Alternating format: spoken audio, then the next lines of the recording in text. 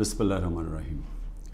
ایاک نعبد و ایاک نستعین. میرے پاکستانیوں، آج کل ایک پوری میڈیا کے اندر چلا ہوا ہے کہ جی شاہ محمود قریشی مجھے ملنے آئے اور وہ کوئی پروپوزل لے کے آئے ہیں -1 کی، کہ عمران خان علیحدہ ہو جائے تھوڑی دیر کے لیے اور پارٹی آگے بڑھ جائے.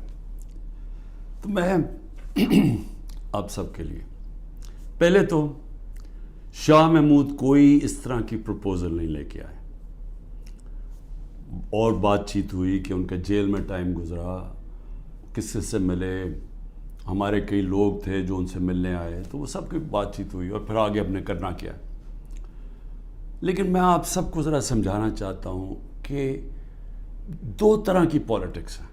یہ آپ نے بڑا ضروری سمجھنا ہے، کیونکہ ایک پالیٹکس میں یہ -1 چلتا ہے. وہ کون سی پالیٹکس ہے؟ اس کو پاور پالیٹکس کہتے ہیں. وہ پالیٹکس ہوتی ہے اقتدار کی پالیٹکس. وہ پالیٹکس ہے کہ اگر عمران خان پرائم منسٹر بننا چاہے، اچھا جی ابھی اسٹیبلشمنٹ میرے سے ناراض ہے، چلو میں تھوڑا پیچھے ہو جاتا ہوں، پارٹی کو آگے کر دیتا ہوں، کوئی ڈیل کر لیتا ہوں، کوئی سمجھوتا کر لیتا ہوں، اور اس کے بعد پھر آگے جا کے دیکھیں گے کہ ابھی کسی اور کے حوالے کر دوں تو وہ اس کے بعد پھر میری باری آ جائے گی. اس کو پاور پالیٹکس کہتے ہیں. دوسری پالیٹکس ہے جو میں پالیٹکس کر رہا ہوں 27 سال سے. وہ پالیٹکس ہے جو قائد اعظم کی پالیٹکس تھی. وہ پالیٹکس وہ ہے جو کہ مشن کی پالیٹکس ہے، کوئی وہ ذات کی پالیٹکس نہیں ہے. وہ پالیٹکس وہ ہے جو ہم سارے مسلمان انسپائر ہوتے ہیں ہماری نبی صلی اللہ علیہ وسلم سے، کہ انہوں نے بھی ایک مدینہ کی ریاست سنبھالی تھی، انہوں نے بھی مشکل وقت گزارا تھا، اور اس کے بعد انہوں نے دنیا کی تاریخ کا سب سے بڑا انقلاب لے کے آئے تھے. اور ہم تو کبھی ان کے اپنا سوچ ہی نہیں سکتے کہ ان کے جوتوں کی مٹی کے قریب بھی ہوں. لیکن قرآن میں ہمیں حکم ہے کہ ان کی زندگی سے سیکھو، ان کی سنت سے سیکھو. وہ پالیٹکس بڑے مقصد کی ہے، وہ اپنی ذات سے ہٹ کے ہے. کہ میرے نبی صلی اللہ علیہ وسلم جب سارا عرب ان کے نیچے آ گیا تھا تو انہوں نے اپنا رہن سہن نہیں بدلا، وہ جدھر تھے ادھر ہی رہے.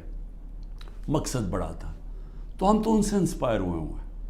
میں تو نہ پالیٹکس میں آتا ہی نہ کبھی. تو میں نے جو انصاف کی تحریک شروع کی تھی، یہ مدینہ، اور کہا تھا کہ اسلامی فلاحی ریاست ہمارا مقصد ہے. ہم مدینہ کی ریاست سے انسپائر ہوئے تھے، ہم ان کی سنت سے انسپائر ہوئے تھے کہ جو وہ انقلاب لے کے آئے تھے. اور وہ جو انصاف ہے، یہ بار بار پلیز میری بات سن لیں. انصاف، سارے اللہ کے پیغمبر اس دنیا میں انصاف کی بات کرنے آئے تھے. انصاف کیوں اتنی اہمیت رکھتا ہے؟ کیونکہ انسانوں کو انصاف آزاد کرتا ہے. فرعون کیوں قرآن میں برا سمجھا جاتا ہے؟ انسانوں کو غلام بنایا تھا اس نے ظلم کر کے.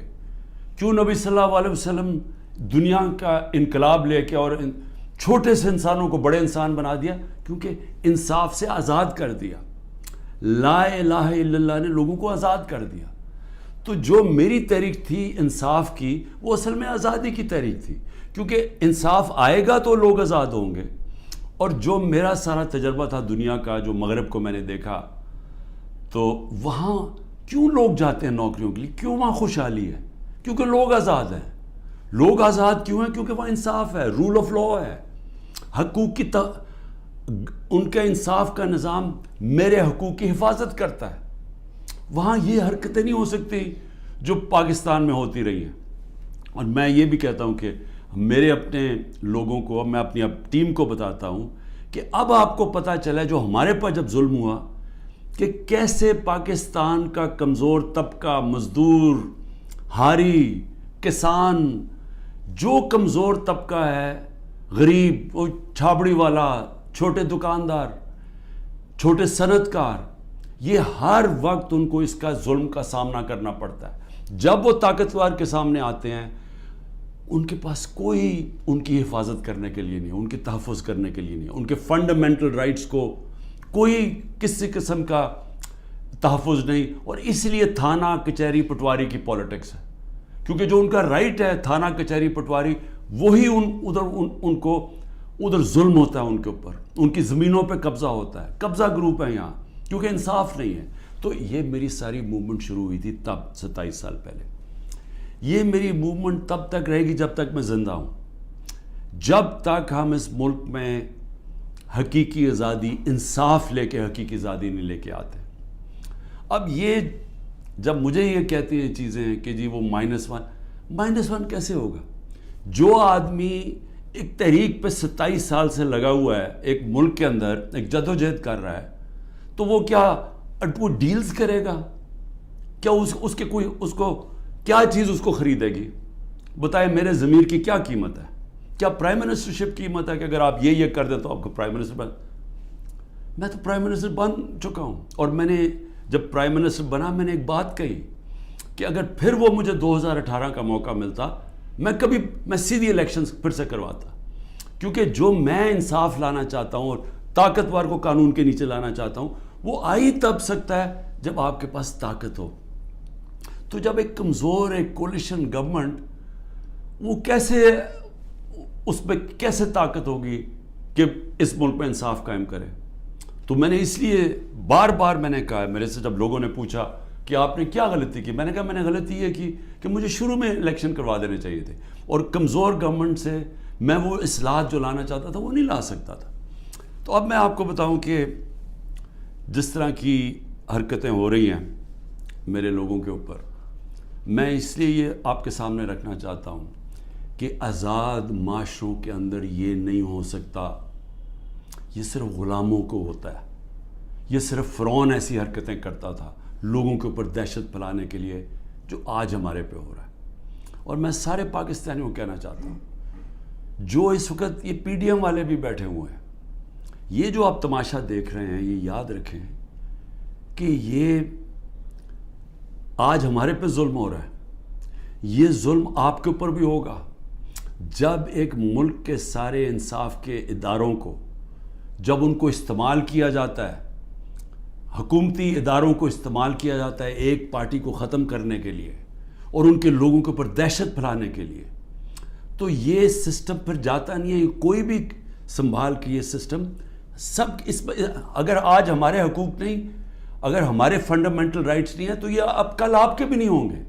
فنڈامنٹل رائٹس تو ایک قوم کے حفاظت ہوتے ہیں نا، ان کو ہیومن رائٹس کہتے ہیں. یہ ہیومن رائٹس سارے ملک کے ہوتے ہیں. یہ نہیں ہوتا کہ ایک طبقے کے آپ ہیومن رائٹس لے لیں اور وہ طبقہ کیا ہے؟ ملک کی سب سے بڑی جماعت جس کا سب سے بڑا ووٹ بینک ہے. اگر آپ اس کے ہیومن رائٹس آج وائلیٹ کر رہے ہیں تو اس کا مطلب ہیومن رائٹس نہیں ہے، کیونکہ ہیومن رائٹس کو تو ایک ملک کی عدلیہ اس کی حفاظت کرتی ہے. تو ہماری عدلیہ کے تو کچھ سنتا ہی نہیں. ہماری عدلیہ نے تو سپریم کورٹ کہتا ہے الیکشنز ہوں گی 14 مئی کو آئین کے مطابق، گورنمنٹ پرواہی نہیں کرتی. تو گورنمنٹ آگے کیوں الیکشن؟ یعنی یہ تو اس کا مطلب کہ اس وقت طاقت کی حکمرانی آ گئی، کیونکہ جب آپ آئین سے باہر نکل گئے تو قانون سے باہر نکل گئے، اس کے مطلب جو طاقتور چاہے وہ کرے گا. تو یہ سارے ملک کو افیکٹ کرے گا. یہ تباہی سارے ملک پہ آ رہی ہے. تو ہمارے لوگوں کو جو مجھے صرف افسوس یہ ہے کہ کوئی فرق نہیں کیا جا رہا. جو تحریک انصاف کا ہے اور جو وہ کھڑا ہو کے کہنے کے لیے تیار نہیں ہے لیڈرشپ میں سے کہ میں پارٹی چھوڑ رہا ہوں، اس کے اوپر ہر قسم کا ظلم ہو رہا ہے. ان کی بزنسز بند کر رہے ہیں، ان کے فیملیز تک پہنچ گئے ہیں، ان کے بچوں تک پہنچ گئے ہیں. ہر قسم کی بلیک میل، رات کو گھس جاتے ہیں گھروں میں، گھر تباہ کر کے رکھ دیتے ہیں، لوٹ لیتے ہیں گھروں کو ڈاکہ مارا جاتا ہے، جو ملتا ہے اس کو پکڑ کے لے جاتے ہیں.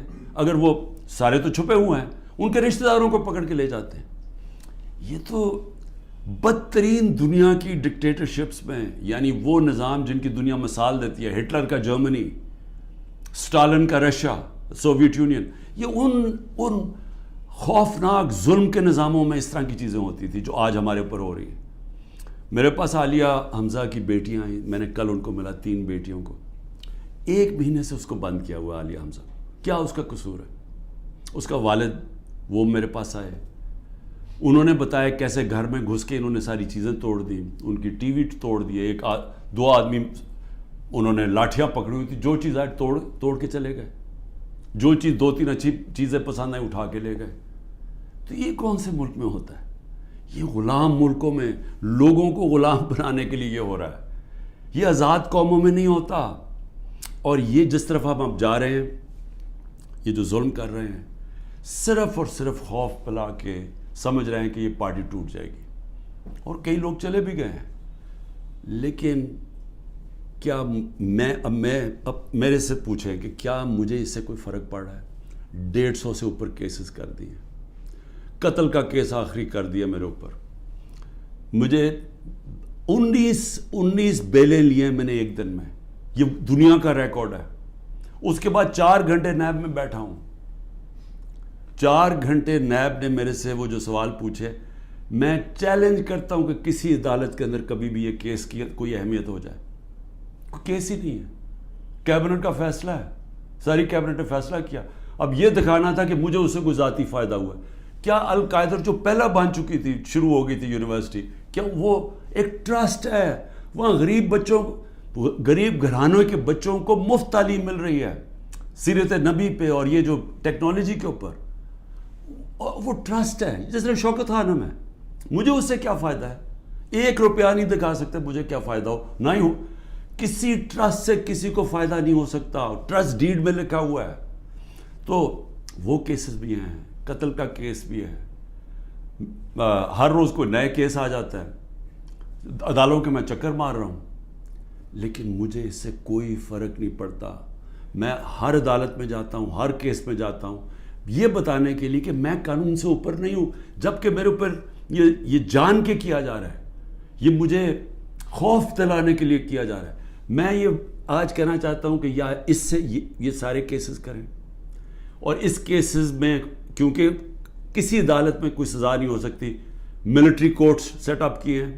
اپروور ڈھونڈے جا رہے ہیں جو کہ جی عمران خان نے ہمیں کہا تھا کہ وہ کور کمانڈر کا گھر جلاؤ. یہ کہیں گے, ان میں سے کوئی اپروور آ جائیں گے, مجھے ملٹری کورٹ میں لے جائیں گے, سزا ہو جائے گی. مجھے کوئی فرق نہیں پڑے گا.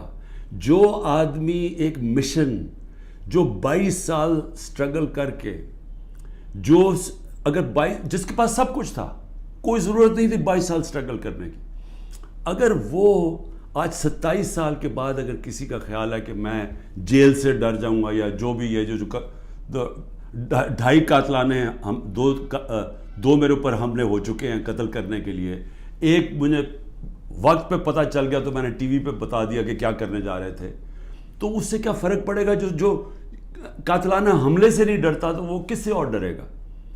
لیکن اس سے بھی زیادہ گھٹیا پان میری بہنوں تک پہنچ گئے ہیں.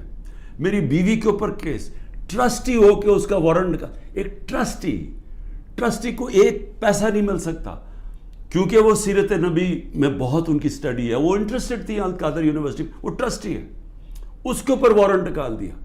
میری بہنوں کے اوپر میں صرف یہ بتا رہا ہوں کہ کس لیول پہ پہنچ گئے ہیں.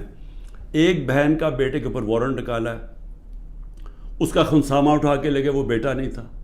خنسامہ جب واپس آیا وہ آئی سی یو میں 2 ہفتے سے پڑا ہوا ہے, آئی سی یو کے اندر خنسامہ, اسے پتہ ہے کیا کیا وہاں جیل کے اندر.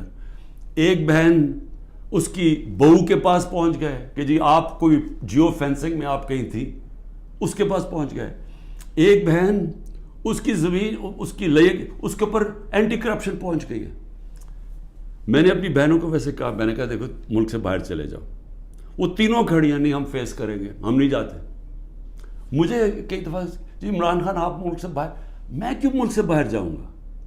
یعنی میں نے اگر کوئی کرپشن کی ہوتی تو میں بھی شاید جس طرح یہ بھاگ جاتے ہیں, جب ان کے اوپر اقتدار سے نکلتے ہیں سب باہر بھاگ جاتے ہیں, کیونکہ ان کے کیسز ہوتے ہیں, باہر بھاگتے ہیں, کیسز رک جاتے ہیں.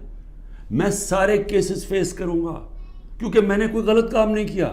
مجھے پتہ ہے اللہ الحق ہے.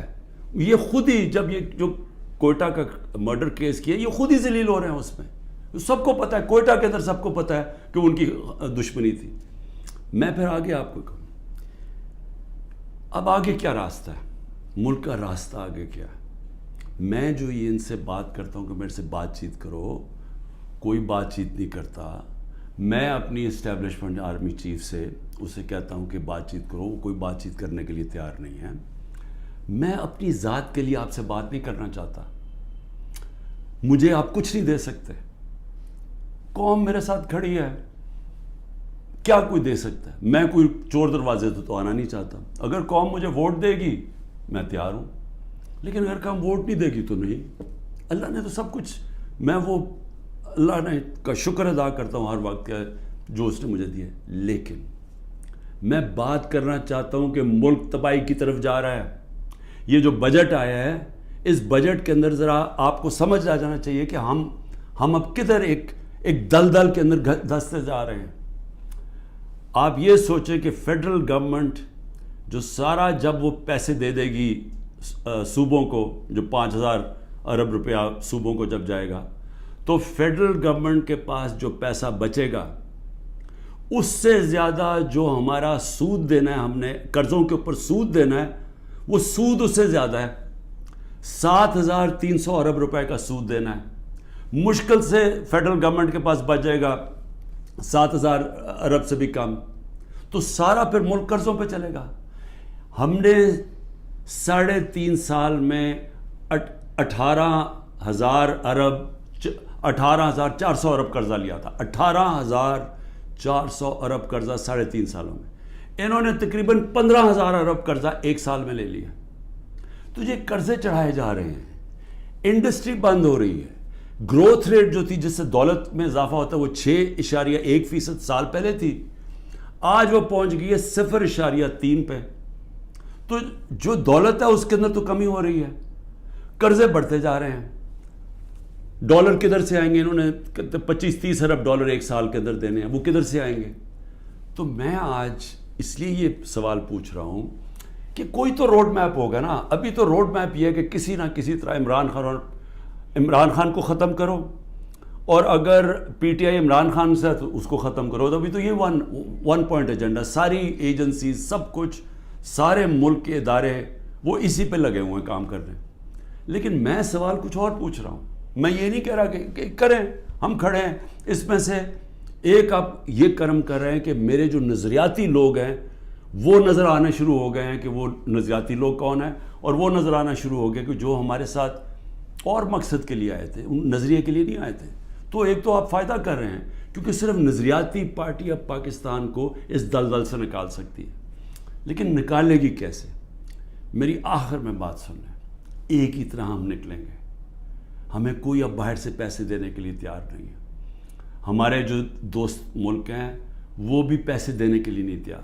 میرے لیے جو سب سے زیادہ شرمندگی ہوتی تھی کہ جب میں اپنے دوست ملکوں سے پیسے مانگنے گیا ملک کے لیے, کیونکہ دیوالیہ نکلا ہوا تھا ہمارا, تو اس وقت ملک ہمارے پاس تو سب سے بڑا بیرونی خسارہ چھوڑ کے گئے تھے یہ نون لیگ والے, یہ اسحاق ڈار. تو ان سے پیسہ مانگنا سب سے شرمندگی تھی. اب کیسے نکلنا ہے میں آپ کو بتاتا ہوں کیسے نکلنا ہے. اس میں ایک سورس ہے اوورسیز پاکستانی, یہ یاد رکھ لیں. بیرون ملک پاکستانی آپ کو نکالیں گے ادھر سے, اور بیرون ملک پاکستانی کیسے نکالیں گے؟ میں نے پھر سے آپ کو کہتا ہوں کہ 16,000 پاکستانی امریکن ڈاکٹرز, ان کی نیٹ ورتھ 200 ارب ڈالر ہے. ہم IMF سے 6 ارب ڈالر کی پیچھے ان کے منتیں کر رہے ہیں کہ کسی طرح دے دیں ہمیں. 200 ارب ڈالر ان کی ہے, یہ صرف 16,000 ہے. 1 کروڑ باہر پاکستانی بیٹھا ہوا ہے. اگر ہم کسی طرح ان کی انویسٹمنٹ لیں, وہ یا سرمایہ کاری شروع کر دیں بجائے دبئی میں کرنے میں اور دنیا میں اور ملکوں میں کر رہے ہیں, اگر وہ سرمایہ کاری شروع کر دیں, آپ یقین کریں یہ ملک اتنی تیزی سے اٹھ سکتا ہے کیونکہ ڈالر اندر آنے شروع ہوں گے, نوکریاں مل, اور وہ آنا شروع ہو گیا تھا. ہمارے آخری دنوں میں پیسہ اوورسیز, روشن ڈیجیٹل اکاؤنٹ کیا تھا اوورسیز پاکستان, 1.5 سال کے اندر 5.5 ارب ڈالر پہنچ گیا تھا. اوورسیز پاکستانیوں نے انویسٹمنٹ پلانز بنا لیے تھے. ہماری یہ جو راوی پروجیکٹ اور یہ جو بنڈل آئلینڈ کا پروجیکٹ تھا, وہاں باہر کی کمپنیز, بڑی بڑی کمپنیز آ رہی تھی ڈالر انویسٹ کرنے کے لیے جب انہوں نے NOC واپس لے لیا سندھ گورنمنٹ میں. دیکھیں بچانا اس ملک کو اوورسیز پاکستانی. جب چائنا نے اور ہندوستان نے اپنی اکانومی کھولی تو اوورسیز چائنیز اور اوورسیز ہندوستانیوں نے پہلے انویسٹ کیا تھا. ہمارا بھی وہ انویسٹ کریں گے, لیکن اس کے لیے جب تک انصاف کا نظام ہم ٹھیک نہیں کریں گے, قانون کی بالادستی, رول آف لا, جب تک ہم یہ نہیں قائم کریں گے ان کا پیسہ نہیں آنے لگا. تو چیلنج اب کیا ہے؟ رول آف لا ہم نے ختم کر کے رکھ دیا. پہلے 140 ملکوں میں سے پاکستان 129 تھا رول آف لا میں. اب جو یہ انہوں نے کریک ڈاؤن کیا اب تو یہ بالکل ہی نیچے گر گیا ہے, اب تو وہ بنانا ریپبلک بن گیا ہے.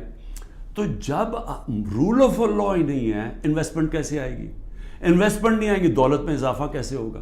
یہاں تو اس وقت پاکستانی پیسہ باہر بھیج رہے ہیں, پاکستانی ڈالر لے کے بیٹھے ہوئے ہیں, کیونکہ وہ کسی کو اعتماد ہی نہیں ہے.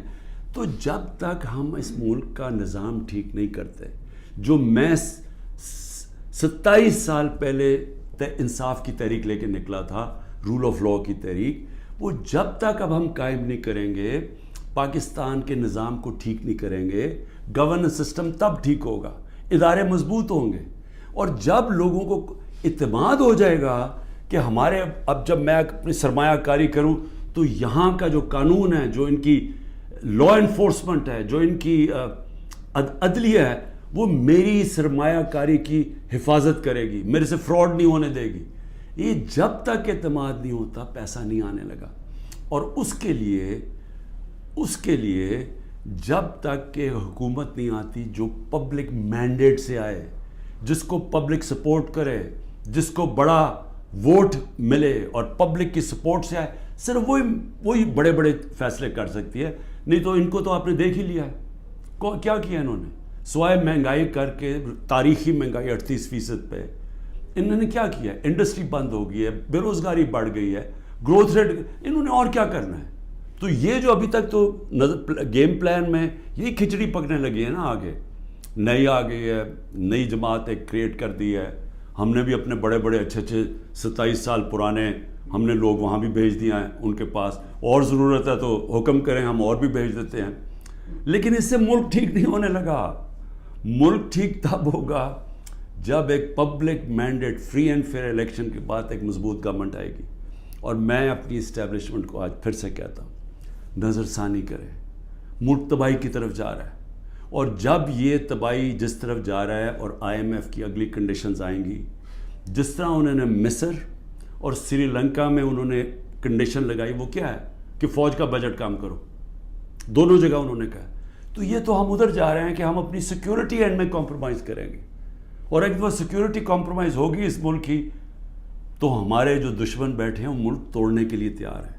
تو میں اس لیے آپ کو کہہ رہا ہوں, مجھے کوئی ریلیف نہیں چاہیے, مجھے کوئی آپ کی مدد نہیں چاہیے, میں کوئی مجھے یہ سمجھے کہ یہ جو سارا کچھ ہو رہا ہے انتقامی کارروائی, مجھے چھوڑے میری بہنیں باہر جانے کے لیے نہیں تیار.